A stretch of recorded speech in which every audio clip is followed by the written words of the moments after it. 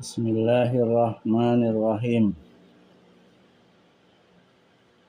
Assalamualaikum warahmatullahi wabarakatuh. Innal hamdalillah nahmaduhu wa nasta'inuhu wa nastaghfiruh wa na'udzu billahi min syururi anfusina wa min sayyiati a'malina may yahdihillahu fala mudhillalah wa man yudlil fala hadiyalah. Asyhadu an la ilaha illallah wahdahu la syarikalah wa asyhadu anna Muhammadan abduhu wa rasuluh. Ya ayyuhallazina amanu taqullaha haqqa tuqatih wa la tamutunna illa wa antum muslimun.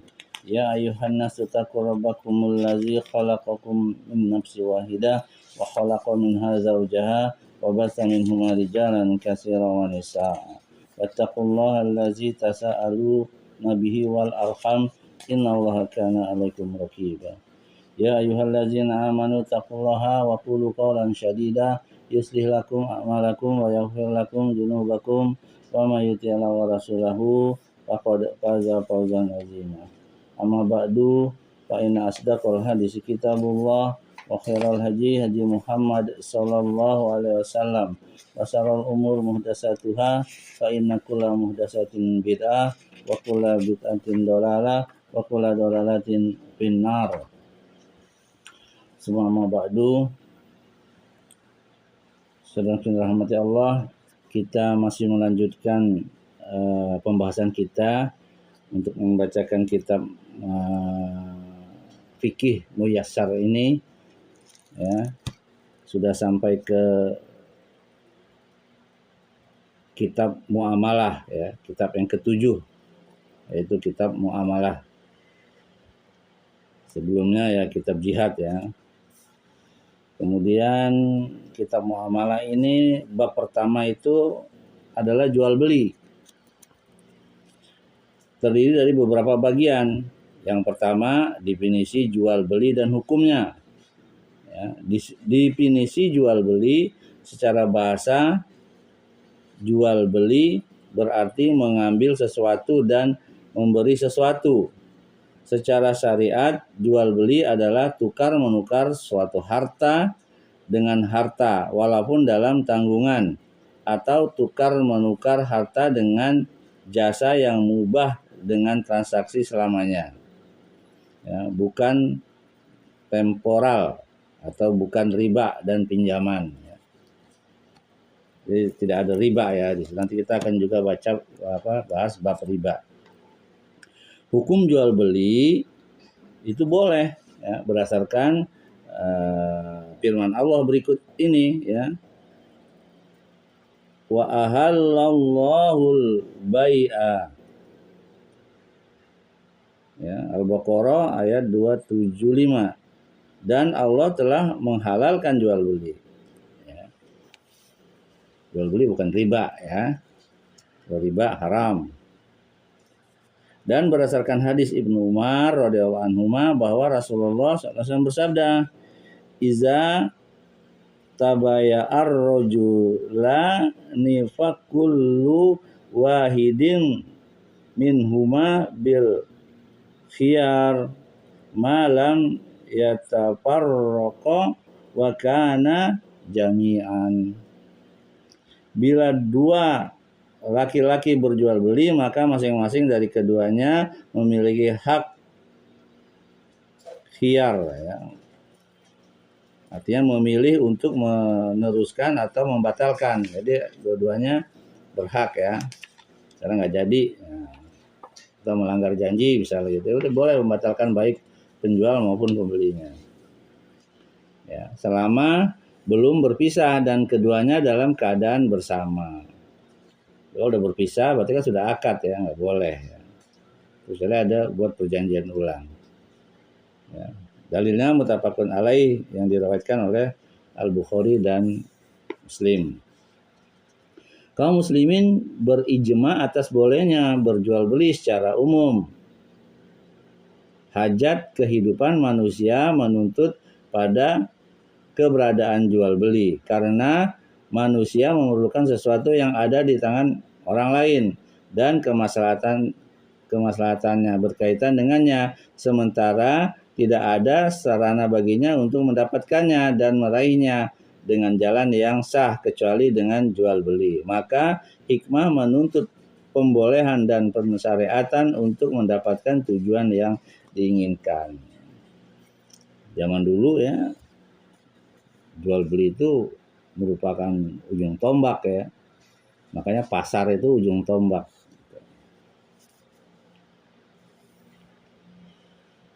Bagian yang kedua, rukun-rukun jual beli. Ya, jual beli ada 3 rukunnya. Yang pertama itu pelaku akad, objek akad, dan sigot akad. Pelakunya manusia, objeknya juga barang ya, dan sigot akad. Pelaku akad mencakup penjual dan pembeli. Objek akad adalah barang yang diperjualbelikan. Sedangkan sigotnya adalah ijab dan kabul. Jadi 3 tuh rukunnya. Ada penjual dan ada pembeli ya. Namanya pelaku akad. Objeknya apa? Barangnya apa? Gitu. Kemudian perjanjian ya atau ijab kabulnya kan gitu. 3. Ijab adalah kata-kata yang keluar dari penjual seperti aku menjual. Kabul adalah kata-kata yang keluar dari pembeli seperti aku membeli. Ini adalah sigot yang bersifat perkataan. Adapun sigot yang bersifat perbuatan maka ia adalah tindakan saling memberikan. Yaitu memberi dan menerima. Misalnya pembeli memberikan harga barang kepada penjual. Lalu penjual menyerahkan barang tanpa ucapan di antara keduanya. Ya, tidak ada akadnya ya. Itu bagian kedua. Bagian yang ketiga, kesaksian dalam jual beli.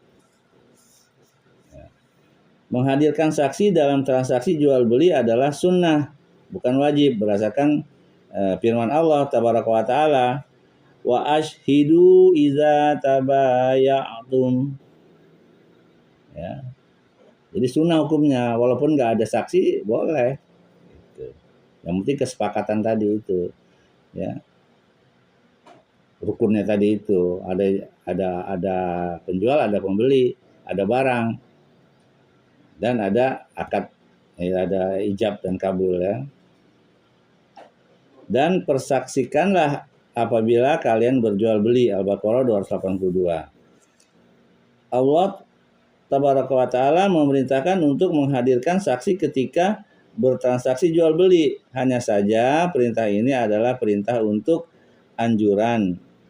Dalilnya firman Allah dalam surat Al-Baqarah 283. A'udzubillahi syami'ul alim minasyaitonir rajim. Fa in amina ba'dukum ba'dan fal yu'addil ladzi tumina amanatah.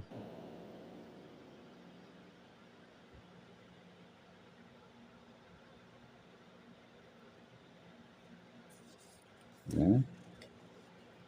Akan tetapi jika sebagian kalian mempercayai sebagian yang lain, maka hendaklah pihak yang dipercaya itu menunaikan amanatnya, utangnya. Ya. Jadi kalau tidak cash harus ada ya saksi gitu. Tapi kalau cash ya nggak perlu. Ini menunjukkan bahwa perintah tersebut tidak lain adalah perintah sebagai arahan untuk penguat dan maslahatnya. Gitu ya.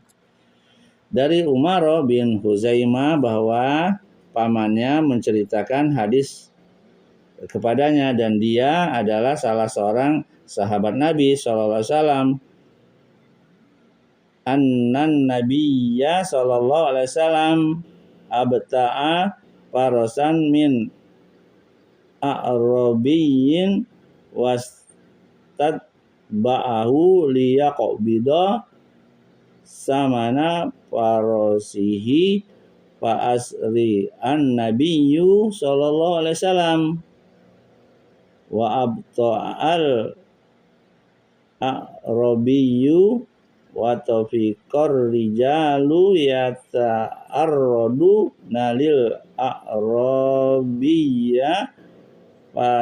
fayasumunahu bil farasi wahum la yas'uruna annan nabiyya sallallahu alaihi wasallam abta'ahu.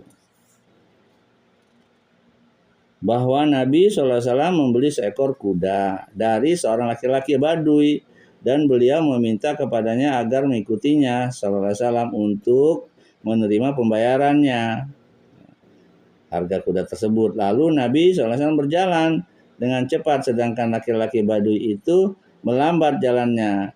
Lalu orang-orang mulai menghalangi jalan laki-laki Badui tersebut dan mereka menawar kudanya, sementara mereka tidak mengetahui bahwa Nabi SAW sudah membeli kuda itu. Diriwayatkan oleh Ahmad, bab 5 halaman 215, Abu Daud nomor 3607, An-Nasai bab 7 halaman 31 dan disahihkan oleh Al-Albani dalam Sahih Sanan An-Nasai nomor 4332.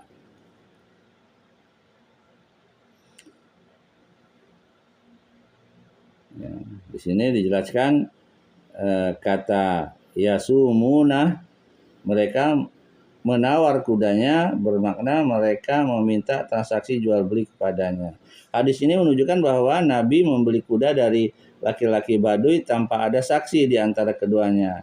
Seandainya saksi dalam transaksi jual beli hukumnya wajib, niscaya Nabi SAW tidak membeli kecuali setelah menghadirkan saksi. Sunnah hukumnya ya. Para sahabat biasa mengadakan transaksi jual beli di pasar pada zaman Nabi SAW. Namun tidak ada riwayat dari Nabi SAW bahwa beliau memerintahkan mereka menghadirkan saksi dan tidak pula menukilkan dari mereka bahwa Nabi SAW melakukannya.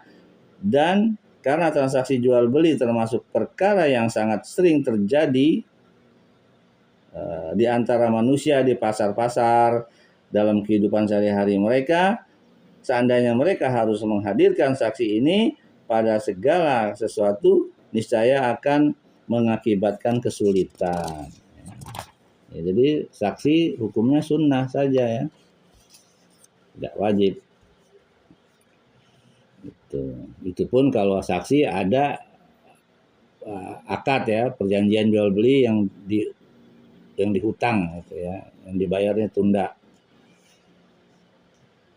Namun bila objek akad itu termasuk transaksi besar yang pembayarannya ditunda, yang memerlukan kwitansi penguat, maka seharusnya menuliskan hal tersebut dan mempersaksikannya agar mereka bisa menunjuk kepada kwitansi penguat tersebut bila terjadi perselisihan di antara kedua belah pihak.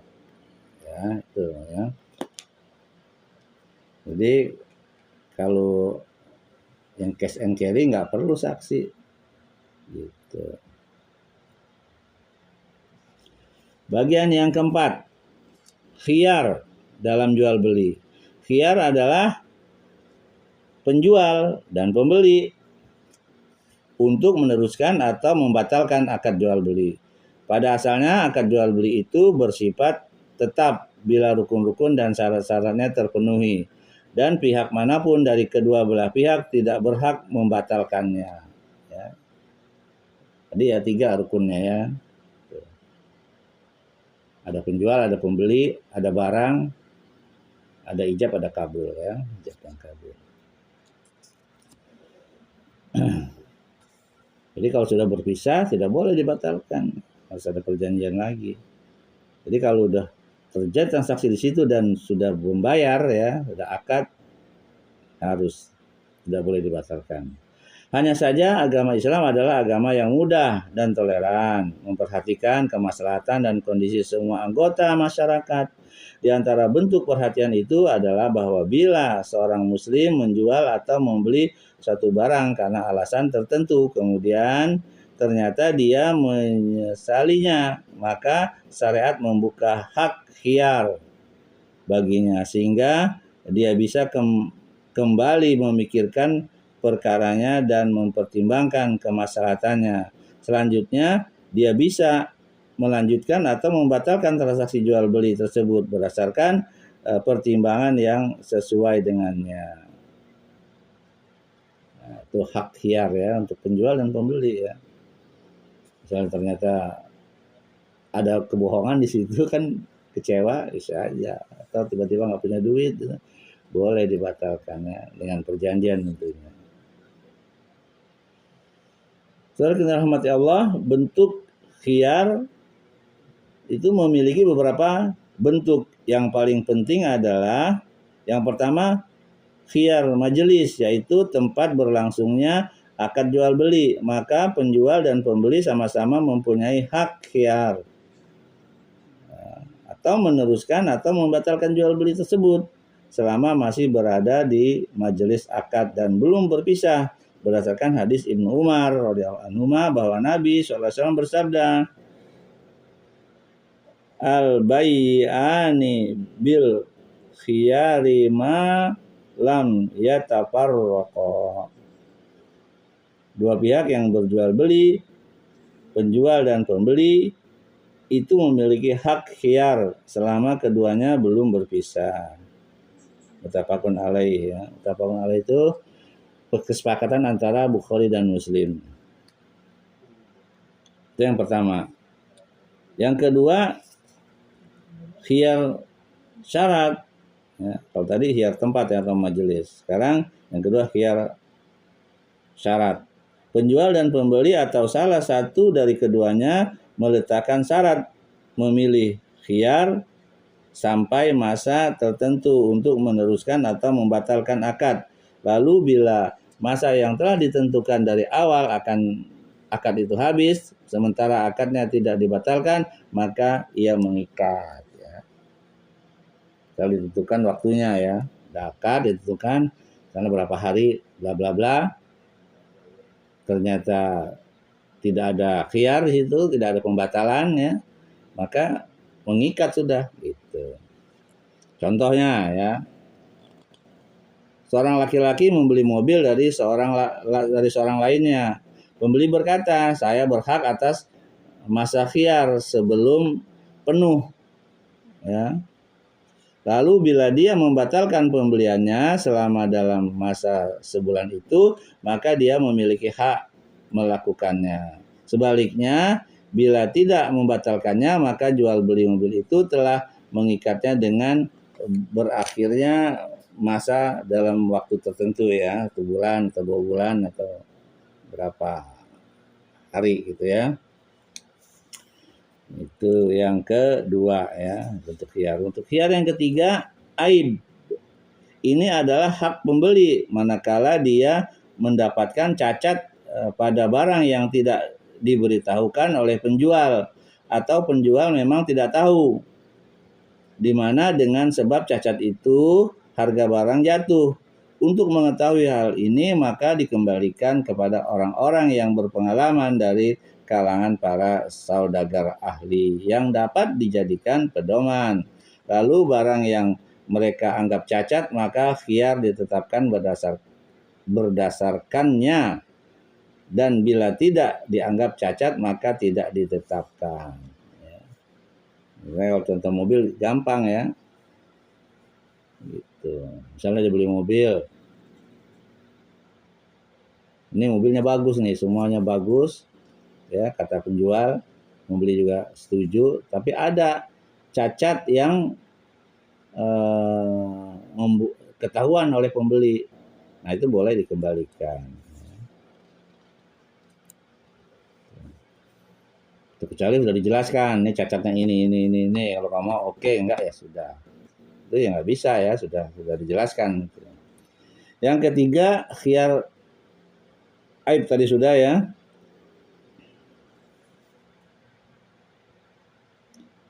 Khiyar ini ditetapkan sebagai hak pembeli, maka bila dia berkenan maka dia boleh meneruskan jual beli dan mengambil ganti rugi cacat, yaitu selisih harga antara barang yang bagus dengan harga barang yang cacat. Dan bila pembeli berkehendak maka dia berhak mengembalikan barang yang meminta kembali uang yang telah dibayarkannya kepada penjual. Nah, itu kesepakatan luar biasa Islam ya. Gitu. Jadi tidak boleh berbohong. Kita apalagi penjual udah tahu cacat tapi bilangnya bagus gitu. Boleh. Yang keempat itu khiyar tadlis, yaitu penjual menyembunyikan sesuatu dari pembeli di mana dengan sebabnya harga barangnya menjadi bertambah. Artinya lebih mahal. Jadi kalau ketahuan malah jadi murah sebenarnya. Perbuatan ini haram hukumnya karena Rasulullah SAW bersabda, "Man ghasyana falaisa minna." Barang siapa menipu kami, maka dia bukan termasuk golongan kami. Diriwayatkan oleh Muslim nomornya 101 ya. Contoh ya. Seorang punya mobil dengan cacat yang banyak di bagian dalamnya, lalu dia sengaja menampakkannya dengan warna yang bagus. Penampilan luarnya disulap indah sehingga pembeli terkecoh dengan beranggapan bahwa ia bagus, maka dia membelinya. Dalam kondisi ini pembeli berhak memulangkannya kepada penjual dan meminta kembali uang pembayarannya. Nah, itu ya, kalau zaman Nabi orang harus jujur, tapi kalau sekarang susah. Ya kan? Jualnya tipu-tipu gitu ya. Kalau udah akad, udah gitu. Ketahuan ternyata jelek, ya salah lu sendiri, nggak perlu beli gitu kan. Namanya barang bekas. Harusnya jujur ya, dalam Islam tuh begitu. Nggak ada tipu-tipu lah gitu. Bagian yang kelima, syarat-syarat jual beli. Disyaratkan untuk sahnya jual beli, syarat-syaratnya sebagai berikut. Yang pertama, suka sama suka di antara kedua belah pihak, ya, maksudnya penjual dan pembeli. Dalilnya firman Allah dalam surat An-Nisa ayat 29. A'udzubillahi samil alim minasyaitonir rajim.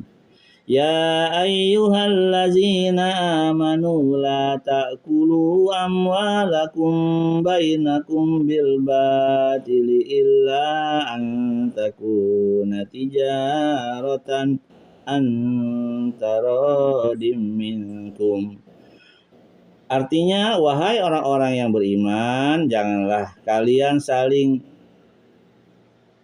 memakan harta sesama kalian dengan jalan yang batil, kecuali dengan jalan perniagaan yang berlaku atas dasar suka sama suka di antara kalian. Ini An-Nisa 29 tadi dalilnya ya. Kemudian dalil dari sabda Nabi SAW dari Abu Sa'id Al-Khudri radhiyallahu anhuma bahwa Nabi SAW bersabda, "Innamal bai'u antaradi." Sesungguhnya jual beli itu hanya berdasarkan kerelaan.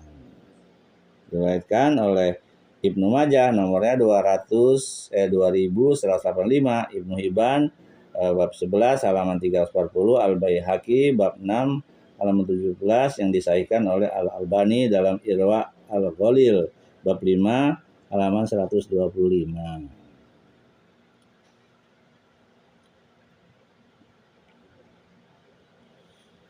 Ya, sehingga jual beli tidak sah manakala salah satu pihak dipaksa tanpa alasan yang benar. Lalu bila pemaksaan dengan alasan yang benar seperti hakim memaksa seorang untuk menjual sesuatu untuk membayar hutangnya, maka sah ya. Misalnya orang punya utang nih, masuk pengadilan, dia nggak bisa bayar, dia cuma punya barang. Ya udah dengan barang itulah dihargakan berapa gitu. Itu yang pertama ya. Yang kedua, syaratnya jual beli itu status pelaku akad adalah orang yang boleh bertindak atau dalam arti tidak dicekal tindakannya, yaitu seorang dewasa, berakal, merdeka dan bertindak lurus. Ya. akal. Itu tidak gila, orang gila jual beli batal ya. Yang ketiga, status penjual adalah pemilik barang atau berkedudukan sebagai pemiliknya, seperti wakilnya, penerima wasiatnya, walinya, atau pengawasnya, sehingga tidak sah seorang menjual sesuatu yang tidak dimiliki, ya, tidak dimilikinya berdasarkan sabda Nabi SAW pada Hakim bin Hizam radhiyallahu anhu, la tab'a ma laisa indaka. Jangan menjual sesuatu yang tidak ada padamu, yakni tidak berada pada kepemilikanmu saat akad ya. Nah, sekarang udah terjadi tuh gitu. Jual dengan gambar doang. Ya. Ternyata nggak sesuai dengan gambarnya gitu kan. Karena dia tidak memiliki barang atau menjual barang orang tanpa ada bukti barang itu. Nggak boleh ya. Gitu. Kalau dia menjual barang orang, barang itu ada di tangan dia gitu. Dan dia mendapatkan hak persetujuan dari pemilik barang tersebut.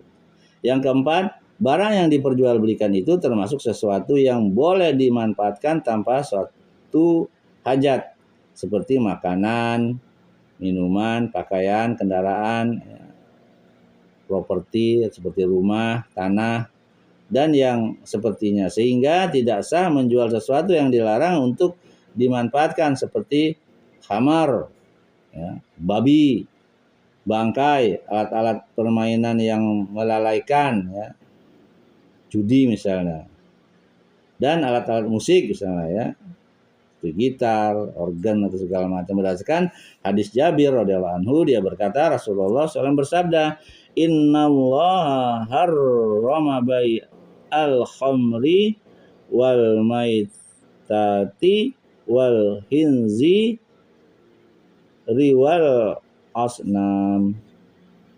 Sesungguhnya Allah mengharamkan jual beli khamar, bangkai babi, dan berhala. Dalilnya muttafaqun alaih.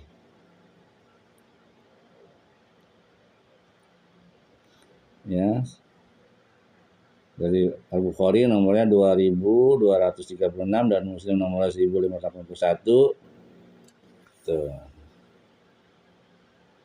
Dari Ibnu Abbas radhiyallahu anhuma bahwa Nabi SAW bersabda, Innallaha iza harrama ala qaumi akla syai'in harrama samana. Sesungguhnya bila Allah mengharamkan makan sesuatu atas sesuatu kaum, maka dia juga mengharamkan harganya.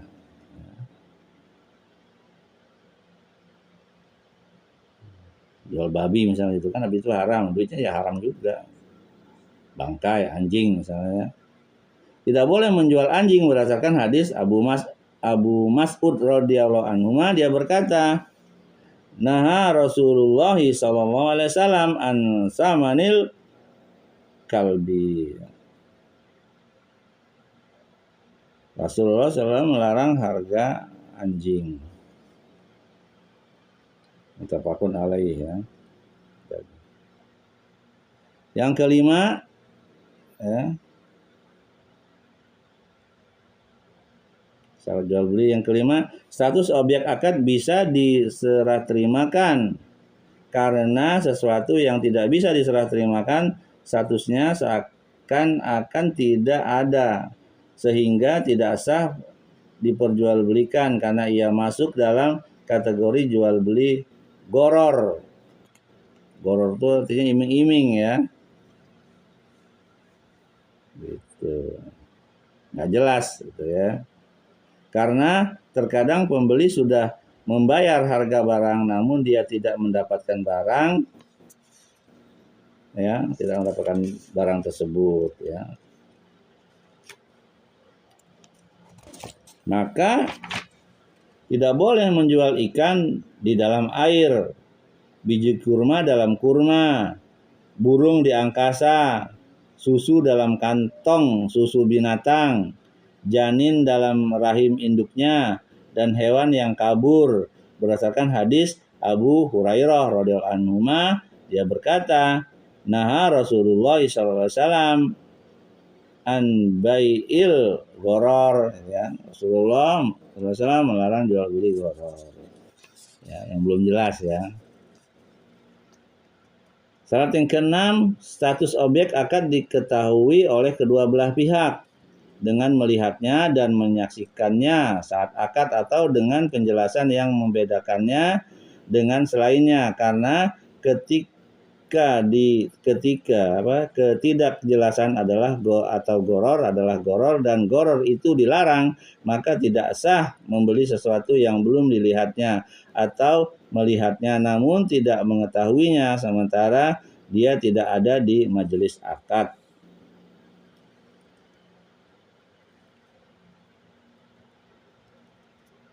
Yang ketujuh, status harga diketahui dengan menetapkan harga dari barang yang dijual dan mengetahui nilainya. Jelas ya. Saudara yang dirahmati Allah, sekarang kita masuk ke bagian yang keenam tentang jual beli yang dilarang ya. Peletak syariat yang maha bijaksana melarang sebagian jual beli yang mengakibatkan hilangnya apa yang lebih penting, seperti menyibukkan diri dan lalai dari ibadah wajib atau mengakibatkan kerugian bagi orang lain. Di antara jual beli yang dilarang itu adalah sebagai berikut ya, kurang lebih ada 6 ya, 7 atau bahkan mungkin 8 ya gitu. Yang pertama itu yang dilarang jual beli ya, sesudah azan kedua pada hari Jumat. Kalau di zaman Nabi azan ada kedua ya. Yang pertama itu azannya di pasar. Yang kedua pada saat khotib naik mimbar gitu. Kalau di sini kan sekarang udah satu saja ya. Gitu. Dalilnya dalam surat Al-Jumu'ah ya, Al-Jumu'ah ayat 9. A'udzubillahi syamiul alim minasyaitonir rajim. Ya ayyuhallazina amanu idza nudiya lis-salati min yaumil jum'ati fas'au ila dzikrillahi wa dzarul bai'. Hai orang-orang yang beriman, apabila diseru untuk menunaikan salat pada hari Jumat, maka bersegeralah kalian mengingat Allah dan tinggalkanlah jual beli tersebut. Ya, tinggalkanlah jual beli ya. Sungguh Allah Tabaraka wa Ta'ala telah melarang jual beli pada waktu tersebut. Larangan itu menuntut pengharaman dan tidak sahnya transaksi jual beli. Ya. Jadi kalau sudah azan ya, azan yang kedua ya, kalau di sini azan pada saat khotib sudah naik mimbar ya, mau khotbah, udah tinggalkan deh gitu. Terutama yang jualan di lingkungan masjid ya, di luar masjid ya, bukan di karangan masjid. Yang kedua, menjual sesuatu kepada orang yang menggunakannya untuk bermaksiat kepada Allah atau memakainya untuk melakukan hal-hal yang haram. Tidak sah menjual jus buah kepada orang yang akan menjadikannya khamar, dan tidak sah pula menjual belanja kepada orang yang akan menggunakannya untuk minum khamar, serta tidak sah pula menjual senjata pada saat terjadi perpecahan di kalangan kaum muslimin. Dalilnya firman Allah dalam surat Al-Maidah ayat 2. Wa ta'awanu 'alal birri wattaqwa wa la ta'awanu 'alal ismi wal udwan. Dan tolong menolonglah kalian dalam mengerjakan kebajikan dan bertakwa, dan jangan tolong menolong dalam berbuat dosa dan permusuhan ya. Yang ketiga, itu seorang muslim menjual sesuatu di atas penjualan saudaranya yang muslim. Ya, misalnya nih, seorang berkata kepada orang yang membeli suatu barang dengan harga katakanlah 10 misalnya ya. Aku bisa menjual kepadamu barang yang sama dengan harga lebih murah daripadanya. Atau aku menjual kepadamu barang yang lebih bagus dengan harga yang sama. Berdasarkan hadis Ibnu Umar radhiyallahu anhu, dia berkata, Rasulullah SAW bersabda, wala tabi ba'dukum ala bai'i ba'da. Janganlah sebagian dari kalian menjual sesuatu di atas penjualan sebagian yang lainnya. Jadi nggak boleh ya. Misalnya saya menjual nih, katakanlah motor atau barang lah ya, harganya 1 juta. Tapi ada orang lain nawarin lagi kepada si A tadi, ini beli motor saya dah, atau beli barang saya ini 800 misalnya, atau lagi 500 gitu. Nggak boleh itu. Ya, atau ini motor saya lebih bagus nih, barang saya lebih bagus nih daripada itu, tapi harganya tetap sama misalnya. Nah, itu nggak boleh juga ya, namanya mempengaruhi. 4. Seorang muslim membeli sesuatu yang sudah dibeli oleh saudaranya yang muslim. Itu nggak boleh juga. Jadi beli, misalnya ya, dia berkata kepada orang yang menjual sesuatu, batalkan penjualanmu dan aku akan membelinya kepadamu dengan harga yang lebih tinggi. Setelah terjadi kesepakatan antar penjual dan pembeli mengenai harga, bentuk transaksi jual beli ini mencakup dalam larangan hadis di atas. Gitu. 5. Nah, ini hampir semakna ya, jual beli inah. Bentuknya yaitu seorang menjual barang kepada orang lain dengan harga yang disepakati secara tunda, kemudian sang penjual membelinya kembali darinya dengan harga kontan namun lebih murah dan di akhir batas waktu yang telah disepakati. Pembeli membayar harga pertama. Misalnya seorang menjual tanah dengan harga 50.000 yang akan dibayarkan setelah 1 tahun. Kemudian penjual membelinya kembali dari pembeli dengan harga 40.000 kontan. Sementara pembeli tetap memikul hutang 50.000 yang akan dibayarnya pada akhir tahun. Nah, ini dinamakan inah ya, jual beli inah.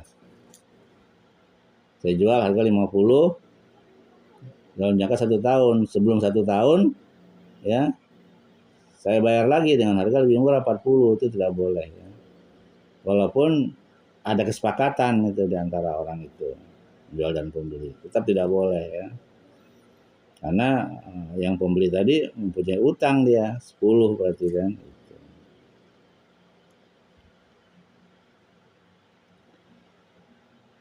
Ya, dinamakan inah karena pembeli, yakni pembeli pertama yang membayar dengan cara kredit, mengambil pembayaran barang pada transaksi kedua dengan cara inah, yakni kontan dan segera. Jual beli ini diharamkan karena ia hanyalah taktik tipu daya yang digunakan untuk menuju riba.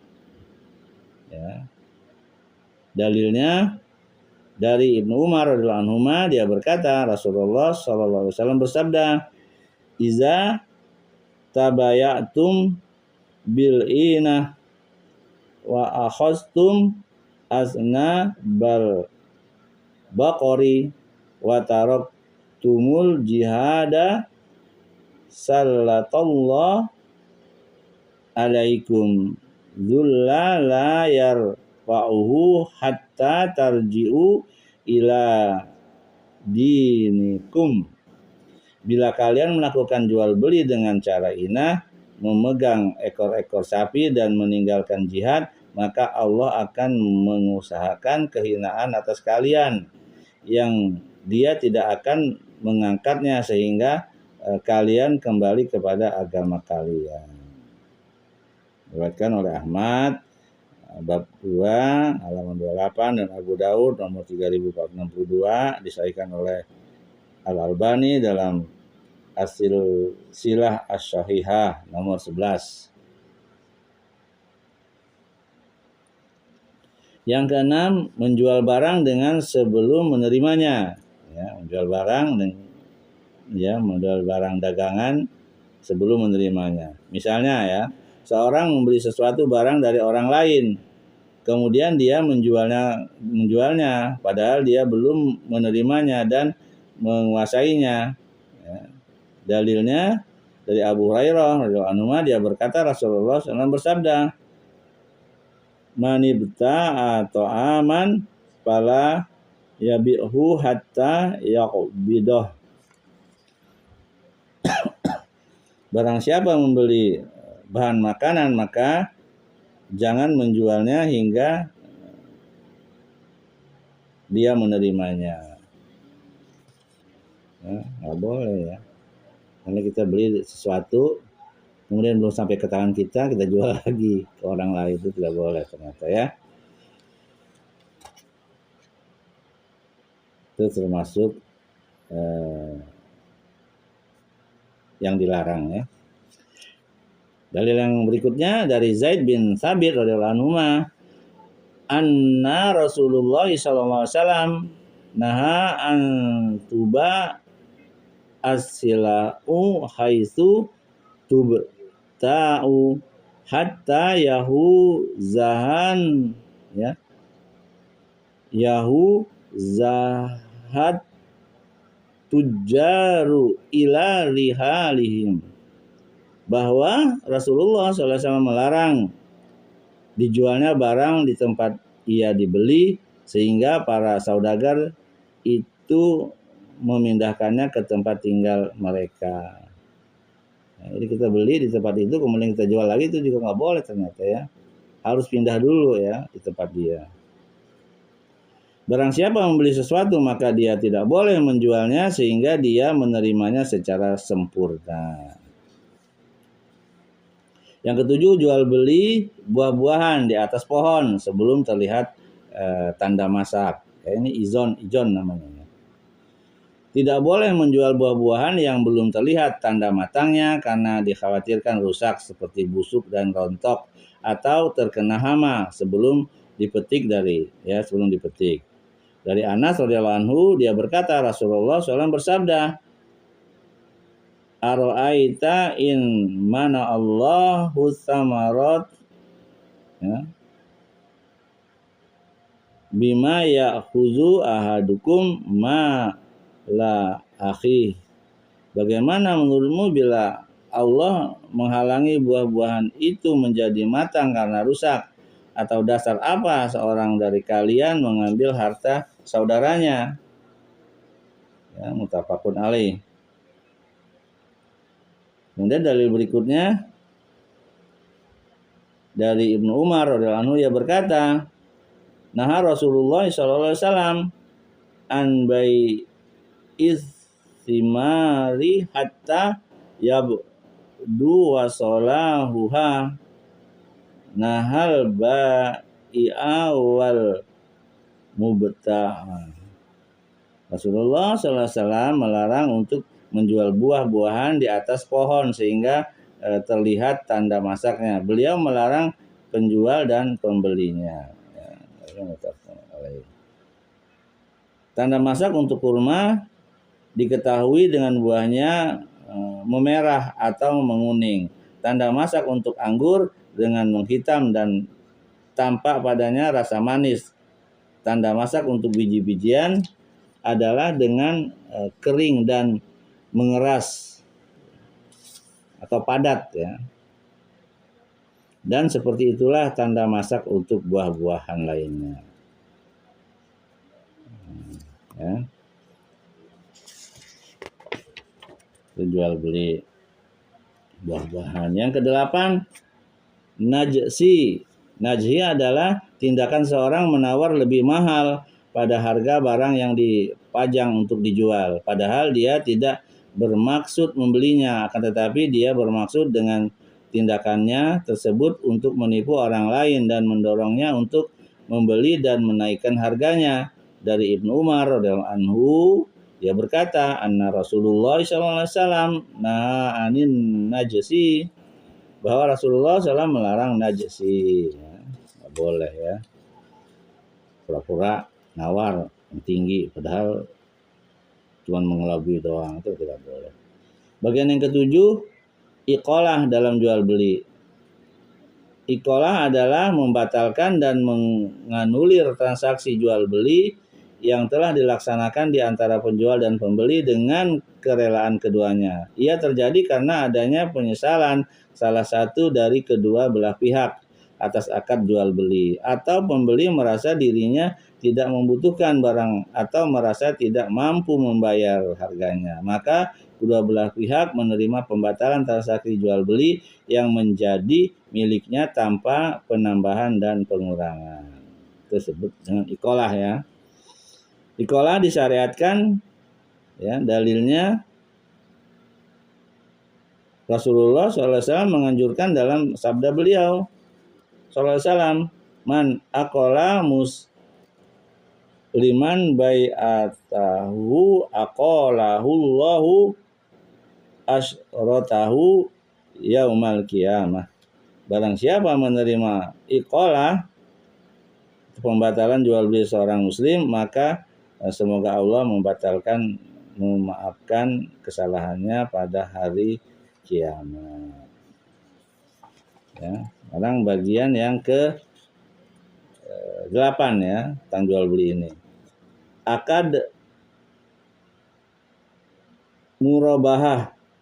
Murabahah adalah menjual barang dengan harga yang diketahui di antara penjual dan pembeli dengan mengambil laba yang ditentukan di antara keduanya. Misalnya pemilik barang berkata, modalku adalah 100 real, aku akan menjualnya kepadamu dengan harga 100 real plus laba 100 real.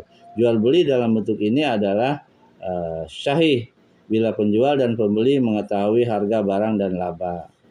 Dalilnya firman Allah dalam surah Al-Baqarah 275, wa ahallallahul bai'a. Padahal Allah telah menghalalkan jual beli, dan ini tidak termasuk riba ya. Ya, karena kita terus terang ngomong ya. Saya beli barang ini harganya 100 ya, kemudian saya akan jual ke kamu 110 gitu atau 120 gitu. Juga dalil yang berikutnya dalam surat An-Nisa ayat 29, auzubillahi syamiul alim minasyaitonir rajim. Illa an takuna tijaratan antaradim minkum. Kecuali dengan jalan perniagaan yang berlaku atas dasar suka sama suka di antara kalian. Ya, itu disebut dengan jual beli murabahah. Jual beli murabahah adalah transaksi jual beli yang mewujudkan saling rela di antara penjual dan pembeli. Hajat yang mendesak menuntut pembolehannya karena sebagian orang tidak menguasai seni membeli pada dasarnya, sehingga dia mengandalkan orang lain dalam membeli, lalu dia memberinya tambahan laba tertentu yang diketahui di antara keduanya. Tapi jujur ya, jangan dia bilang belinya 100, nih saya belinya 200 nih, kemudian kamu beli deh 210 misalnya, itu gak boleh gitu ya, gak jujur ya. Bagian yang ke-9, jual beli dengan pembayaran angsuran ya, atau kredit atau nyicil ya. Jual beli dengan pembayaran angsuran adalah jual beli barang yang pembayarannya ditunda sampai waktu yang ditentukan, di mana pembayarannya dicicil dalam jumlah cicilan tertentu dan setiap cicilan mempunyai batas masa pembayaran tertentu yang dilakukan oleh pembeli. Misalnya seorang penjual memiliki mobil harga kontannya 40.000 real dan harga cicilannya 60.000 real. Lalu dia bersepakat dengan pembeli untuk melunasi pembayaran jumlah harga barang dengan cicilan sebanyak 12 kali, di mana dia membayarkannya pada akhir bulan sejumlah 5.000 real.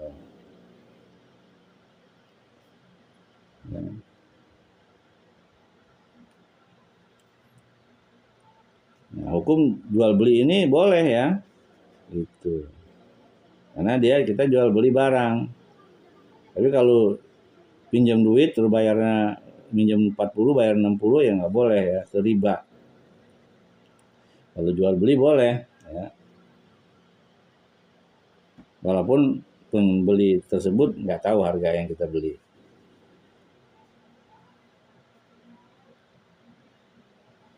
Hukum jual beli ini boleh. Dari Aisyah radhiyallahu anha, dia berkata, istara Rasulullah sallallahu alaihi wasallam min Yahudiyin ta'aman binasi atin aibil ajal warohanahu dir'an lahu min hadid. Rasulullah SAW membeli bahan makanan dari seorang Yahudi dengan pembayaran tunda, yakni dengan pembayaran yang ditangguhkan, dan beliau menggadaikan baju besi beliau kepadanya. Nah, dia ya. Jual beli dengan cara ini mengandung keuntungan bagi kedua belah pihak.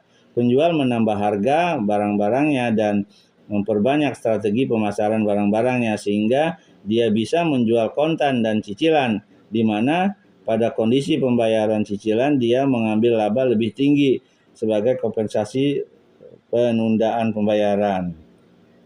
Dari sisi pembeli, dia mendapatkan barang sekalipun belum memiliki harganya, yakni belum membayar lunas. Dia tinggal membayar cicilannya setelah itu secara bertahap.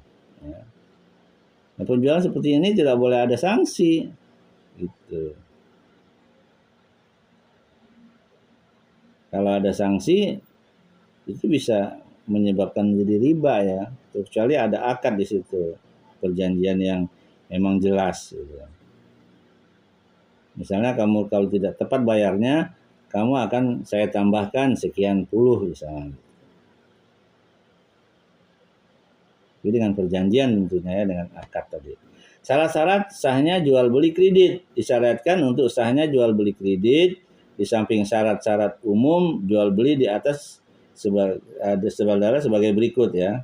Status barang berada dalam wewenang dan kekuasaan penjual saat akad. Maka tidak boleh bagi keduanya melangsungkan kesepakatan atas harga, penentuan waktu pembayaran dan angsuran. Kemudian sesudah itu penjual baru membelinya dan menyerahkannya kepada pembeli. Ini diharamkan karena Nabi SAW bersabda, ya.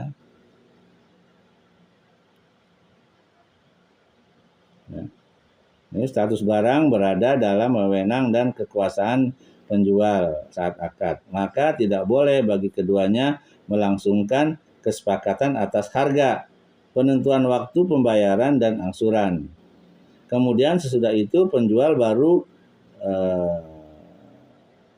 membelinya dan menyerahkan kepada pembeli itu ini diharamkan karena Nabi bersabda la tabi'ma laisa indak. Janganlah menjual sesuatu yang tidak ada padamu, yakni tidak berada pada kepemilikanmu saat akad. Misalnya kita mau jual sesuatu, tapi kita udah tahu nih barangnya, tapi nggak ada, belum kita bayar, ini kita jual, ya. Kita jual dengan harga yang telah disepakatin.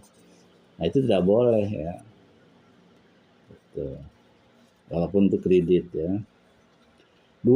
Tidak boleh mengharuskan pembeli saat akad atau sesudah itu untuk membayar uang lebih atas apa yang sudah disepakati pada saat akad, manakala pembeli terlambat membayar cicilan, yakni membayar uang. Misalnya sanksi ya, punishment ya, karena itu adalah riba yang diharamkan. Itu nggak boleh. Ya. Kalau minta tunda waktu boleh, tapi benar jangan nunda. Sebenarnya nggak mau bayar, itu tidak boleh. Tapi kalau dia telat bayar kena sanksi, nah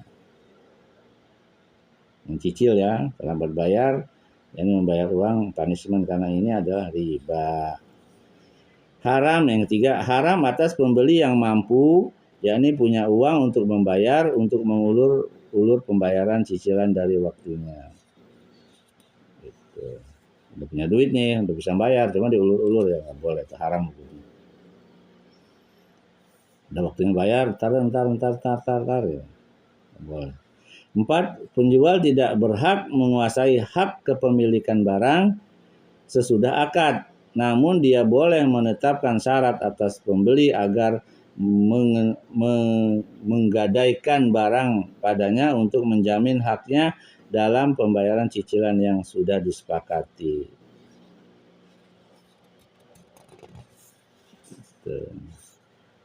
Ini dengan jaminan ya artinya.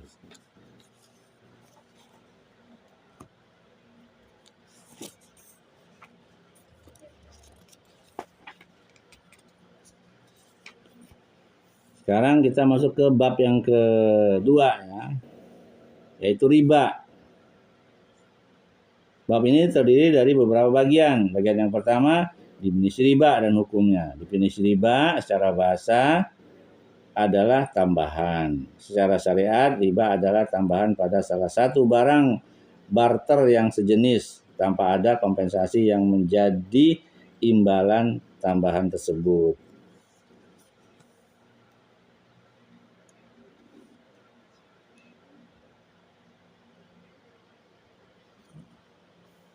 Hukum riba. Riba diharamkan dalam Al-Quran.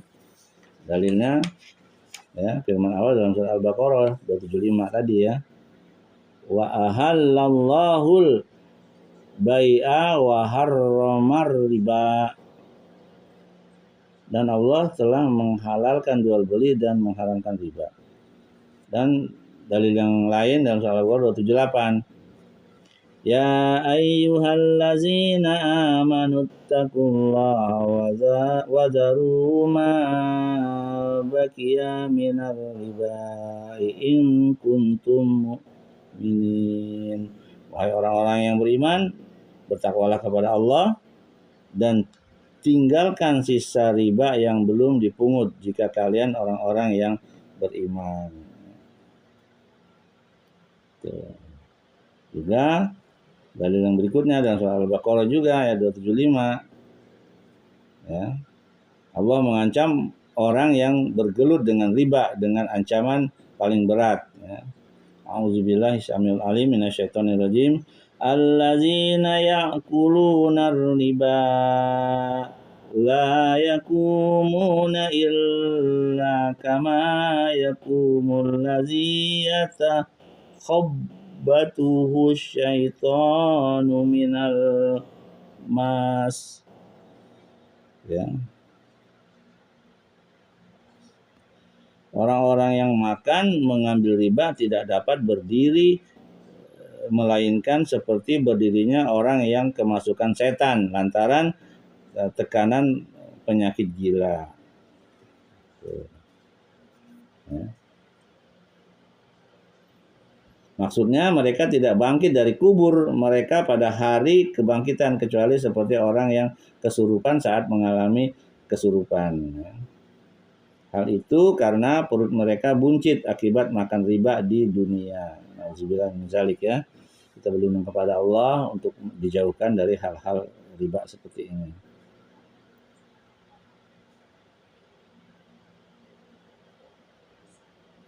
Rasulullah SAW memasukkan riba ke dalam deretan dosa-dosa besar. Beliau melaknat orang-orang yang bermuamalah dengannya dalam kondisi apapun mereka. Dalilnya dari hadis dari Jabir radhiyallahu anhu, dia berkata, la'ana Rasulullah SAW akilar riba wa mukilahu wa katibahu wa syahidaihi wa qala hum sawaun ya. Rasulullah SAW melaknat pemakan riba, pemberinya, penulisnya, jadi ya, pemakan riba ya, pemberinya yang memberikan riba, penulisnya, dan dua saksinya. Dia bersabda mereka semua sama. Jadi yang yang makan riba, ya, pemberi riba, yang nulis, ya, saksi juga kena itu. Dan umat Islam sudah berijma atas haramnya riba. Bagian yang kedua dari bab riba ini, ya, hikmah dalam mengharamkan riba. Bermuamalah dengan riba mendorong sikap egois, tamak untuk mengumpulkan harta dan mendapatkannya dari jalan-jalan yang tidak syar'i. Pengharaman riba ini merupakan sebuah rahmat bagi manusia, karena di dalam riba terkandung tindakan mengambil harta orang lain tanpa imbalan. Karena pemakan riba memakan harta orang-orang, namun orang-orang itu tidak mendapatkan keuntungan apapun sebagai ganti darinya. Sebagaimana riba menyebabkan penumpuknya harta dengan cara merampok harta orang-orang miskin dan membuat pemakan riba terbiasa untuk bermalas-malasan dan berhela-hela dan menjauhkan dirinya untuk berusaha dengan usaha yang halal dan berguna. Riba juga bisa memutus hubungan baik, ya. Itu bisa bertengkar malah, ya kan, sama manusia. Menutup pintu pinjaman yang baik itu, ya, akibat riba itu, ya. Al-Qard Al-Hasan menjadikan kelompok pelaku ribawi ini menguasai harta benda umat dan ekonomi negara. Ini jelas merupakan kemaksiatan besar kepada Allah Tabaraka wa Ta'ala. Sekalipun riba membuat harta pemakannya bertambah banyak, namun Allah Azza wa Jalla menghapus keberkahannya. Dalilnya firman Allah dalam surat Al-Baqarah ayat 276. Yamhaq A'udzubillahi samil alim minasyaitonir rajim. Yamhaqullohar riba wa yurbis shadaqat. Allah memusnahkan riba dan menyuburkan sedekah. Ya.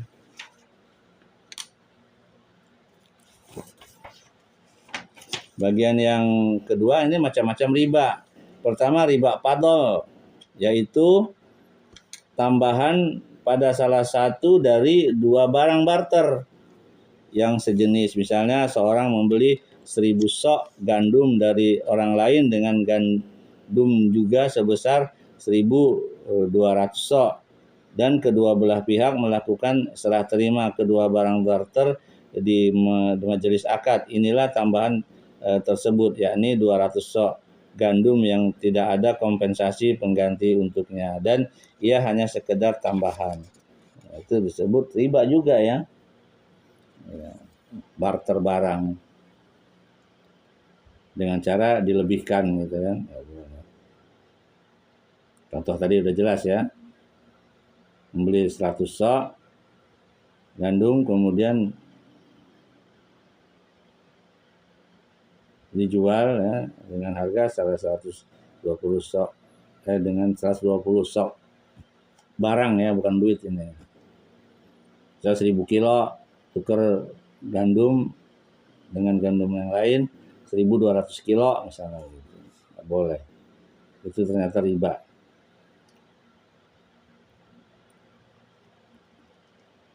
Yang 200 itu yang riba. Hukum riba fadl, ya, syariat Islam mengharamkan riba fadl pada 6 komoditi, yaitu emas, perak, beras, gandum kering atau kulit, kurma, dan garam. Bila salah satu dari ke-6 komoditi ini dijual dengan jenis sendiri, maka haram, dan penambahan dan kelebihan di antara keduanya berdasarkan hadis Abu Sa'id Al-Khudri radhiyallahu anhu bahwa Rasulullah SAW bersabda, ya,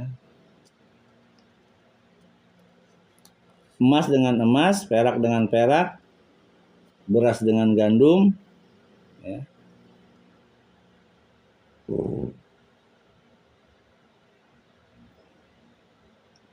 Ya, beras gandum dengan beras gandum, gandum kering berkulit dengan gandum kering berkulit, kurma dengan kurma, dan garam dengan garam, takaran yang sama rata dengan takaran yang sama rata, tangan dengan tangan, ya, atau kontan.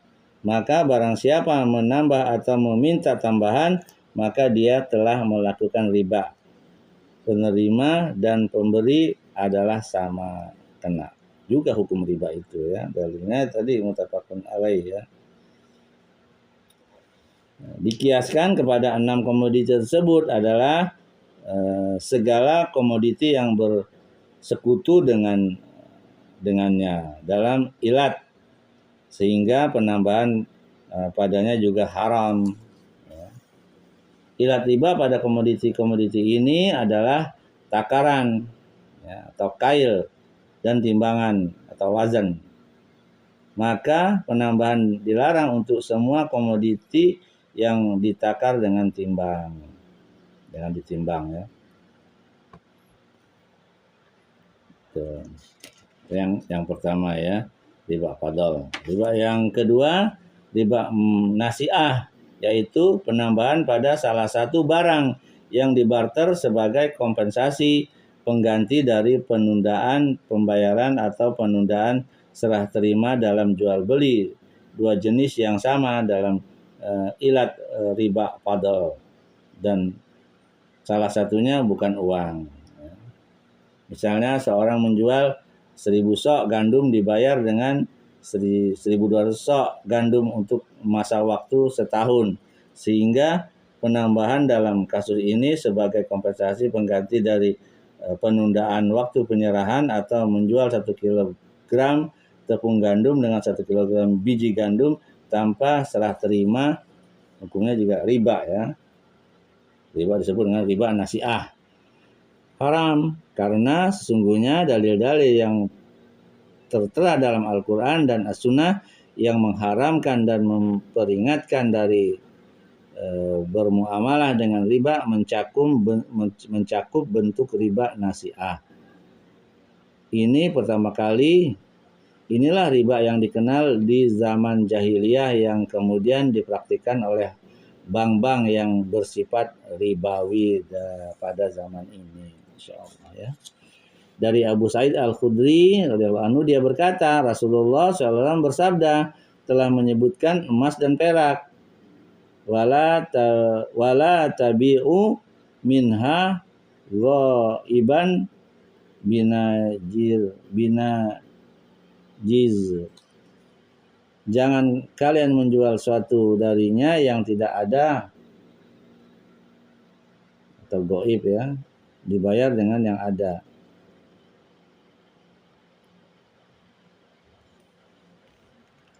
Dalam sebuah lapas, transaksi jual beli yang dibayar tangan dengan tangan, ya, kontan maksudnya, maka tidak mengapa, dan transaksi jual beli yang dibayar tunda maka ia adalah riba.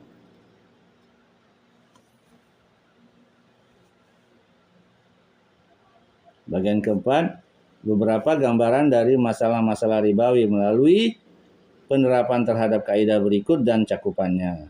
Kita akan mengetahui apakah sebuah transaksi jual beli termasuk ke dalam bentuk riba atau termasuk transaksi yang dibolehkan.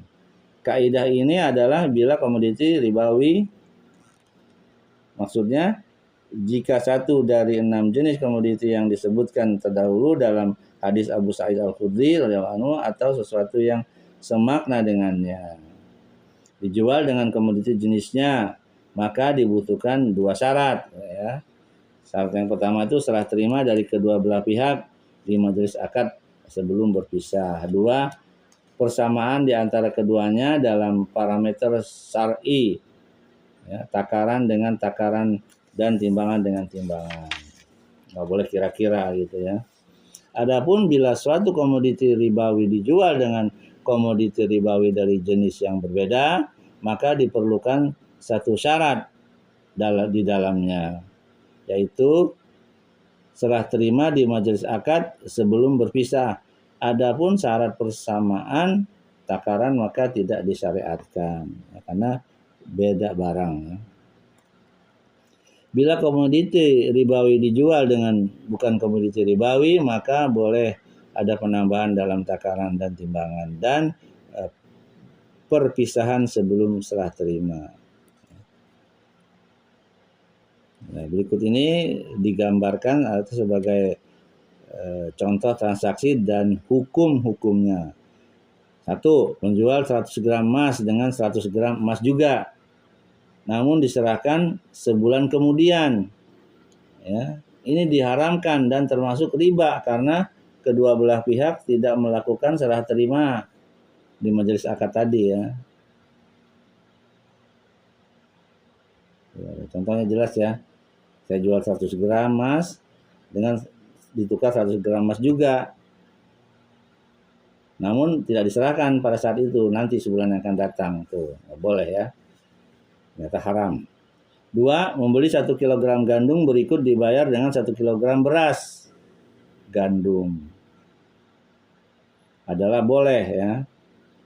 Membeli 1 kg gandum berkulit, yang membeli 1 gram gandum berkulit dibayar dengan 1 kg beras gandum adalah boleh karena jenis keduanya berbeda dan disyaratkan serah terima di majelis akad tadi ya, nggak boleh juga janji. Gandum kulit dibayar dengan beras gandum, boleh. Tapi di tempat itu diserahkannya ya. Yang ketiga, menjual 50 kg beras gandum dengan seekor kambing. Boleh secara mutlak, sama saja keduanya mengadakan serah terima di majelis akad atau tidak. Lain jenis tadi boleh. Menjual $100 dibayar dengan $110, ini tidak boleh. Berhutang $1.000 dengan ketentuan akan mengembalikannya sebulan kemudian atau lebih dalam jumlah $1.200. Ini juga tidak boleh ya. Itu riba. 6. Menjual 100 dirham perak dengan 10 pon emas yang diserahkan setahun kemudian. Ya, ini juga tidak boleh. Karena ada penundaan ya. Karena transaksi ini memerlukan syarat serah terima di majelis akad. Jadi kalau menjual 100 dirham perak dengan 10 pon emas tapi diserahkan di tempat akad itu boleh. Tapi kalau setahun lagi nggak boleh. Karena udah berubah juga harganya ya. 7. Tidak boleh menjual dan membeli saham-saham bank ribawi karena ia termasuk jual beli uang dengan uang tanpa ada kesamaan atau takaran dan timbangan, dan tanpa ada serah terima. Ya. Itu saja yang bisa saya sampaikan. Mudah-mudahan ini bermanfaat untuk diri saya ya, dan jadi antum semua ya. Apa yang benar itu datang dari Allah, apa yang salah itu datang dari saya sendiri karena kebodohan saya, karena minimnya ilmu saya. Saya mohon ampun kepada Allah ya. Kita selalu berdoa kepada Allah agar ditambahkannya ilmu yang bermanfaat, rezeki yang halal, dan amal yang diterima. Allahumma inni as'aluka ilman nafi'an wa rizqan thayyiban wa amalan mutaqabbalan. Subhanakallah bihamdik asyhadu an la ilaha illa anta astaghfiruka wa atubu ilaik. Assalamualaikum warahmatullahi wabarakatuh.